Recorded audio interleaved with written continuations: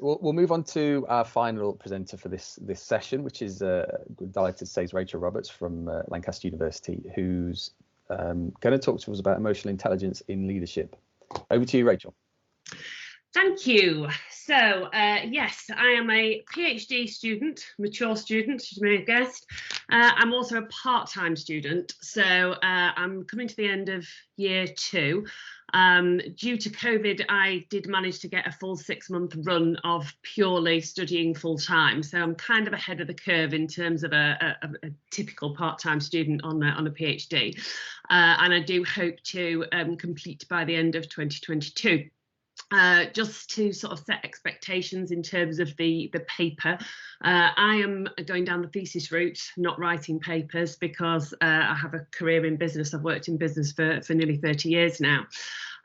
So this is really a presentation of where I'm at with my research. My supervisors highly suggested that I should attend this conference, and their approach was use it as an opportunity to ask for help and get some constructive criticism on your line of thinking. So that's where I'm at this morning. You know, please, I'm not presenting this in any kind of polished, finished format. It is I'm really asking for critical comments, thoughts, where this might lead, etc. So. My research question. Now, I've come this morning with sort of a subset of my overall PhD because we're quite time constrained. But really, I'm looking from a qualitative perspective, constructivist view. I'm researching into 16 leaders. Now, when I say leaders, it's business professionals who've got responsibility for performance and people. They cross, there's a fairly balanced male-female ratio. There's also a balance across profit and not-for-profit. And I wanted to look into the area of emotional intelligence because it's something that is talked about a lot in business, but I kind of got this feeling that nobody really can nail what it actually is. You know, what does my version of emotional intelligence mean compared to yours? So I started looking into emotional intelligence as a potential area for PhD research, and it became very, very interesting, as I will share with you. Now, 12 months ago, I had my confirmation panel. I don't know if that's something which is specific to Lancaster University or whether that's something that's more widely used. But basically, that's where you have to defend where you've got to with your research so far to an independent sort of examiner type, certainly not your supervisor. And I had a really interesting discussion and some interesting feedback that basically said, well, maybe you're looking at actually, less focus on the emotional intelligence as a construct and more, because you're taking this qualitative view, more how are emotions experienced by people in the workplace, and then taking more of a bottom-up view on what does that mean. So I went out and I've asked, say, 16 people. They kept a diary for 5 weeks, and they were asked to observe how they experienced emotions in the workplace. We also did follow-up interviews, or I did follow-up interviews with everybody. I asked them at that point what was their perception of the concept of emotional intelligence, what did it mean for them, and also how did they use it, either consciously or unconsciously, reflecting back over the period that they kept the diaries in performing their roles. Now, this research was put together in terms of a plan and proposal pre-COVID. So, and then literally, as I was going out with the first set of diary studies, we hit lockdown.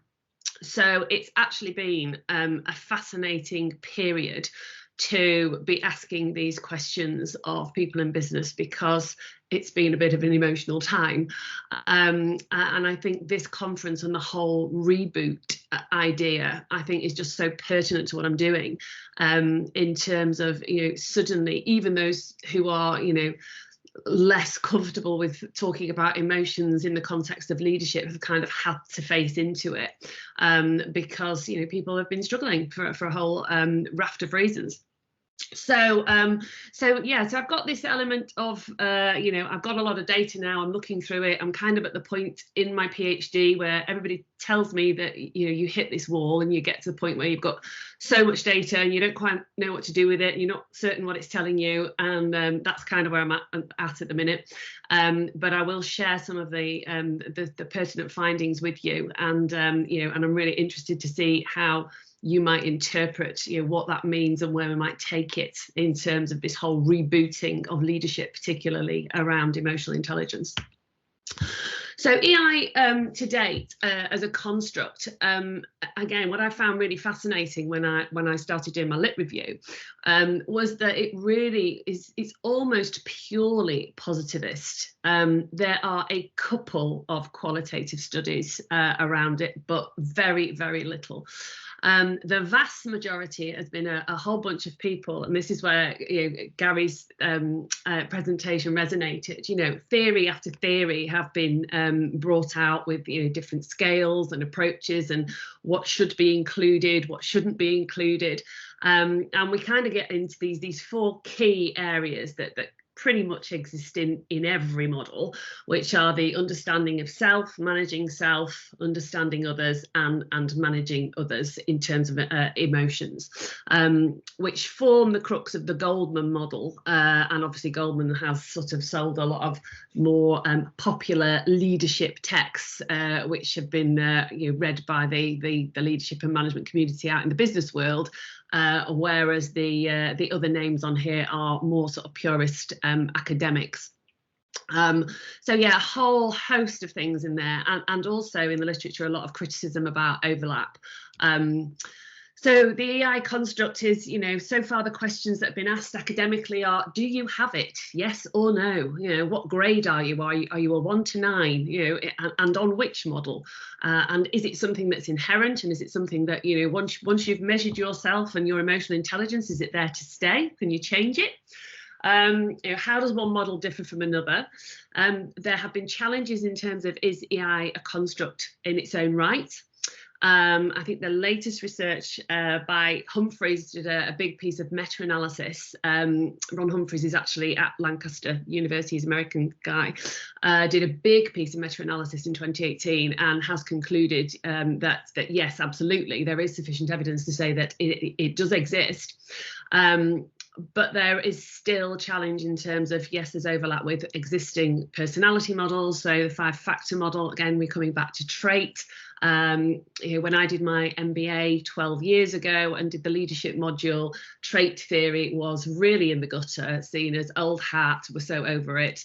And yet I feel it's coming back. And again, interested in Gary's observations on that. Emotional labour is another area that we move into. Are we having to put a front on to manage our emotions, and is that therefore moving into the emotional labour construct? So despite quite a lot of empirical research, it remains a field of study surrounded by ambiguity. There are different opinions on the true value and meaning of the findings, particularly in a workplace context, because a lot of EI has been done in a more general sort of lifestyle perspective. Oops, 2 slides on there. So of the studies that have been done, there are people, Schutt and Loy have said, emotional intelligence has been linked to a flourishing workplace, improved mental health, interpersonal connection, better quality of individuals and workplace engagement. We've also got Mao, I'm probably pronouncing these really badly wrong, so I do apologise. So emotionally intelligent leaders have more emotionally intelligent and satisfied subordinates. Also, evidence of organisations with emotionally intelligent cultures have employees who are better able to deal with negative feelings. Now that also starts to move into the area of resilience, and also facilitating effective interpersonal interactions and reducing Machiavellian behaviours. That was Humphrey in 2019.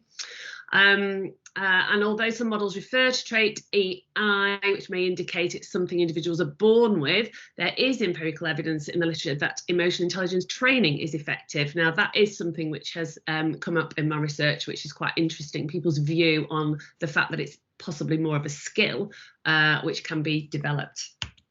Oops, got a very sensitive button there. Boyatzis observed around researching the EI field that it lags behind practitioner application, which gives scepticism between both parties in terms of the academics versus the practitioners.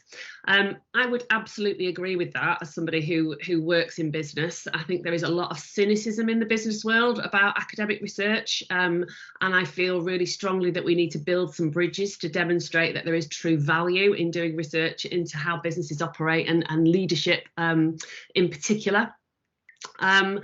So where does all this leave us? My research is attempting to fill a gap in looking at these academic constructs and saying, well, how do these reflect the reality? Let's talk about people, how they're working on a day-to-day basis and what is that experience of emotions in the workplace. And as I say, where I've got to at the moment, I've got the world's biggest spreadsheet, shall we say, with a whole host of quotes from diary studies, from the interviews, which I'm probably 2/3 of the way through coding.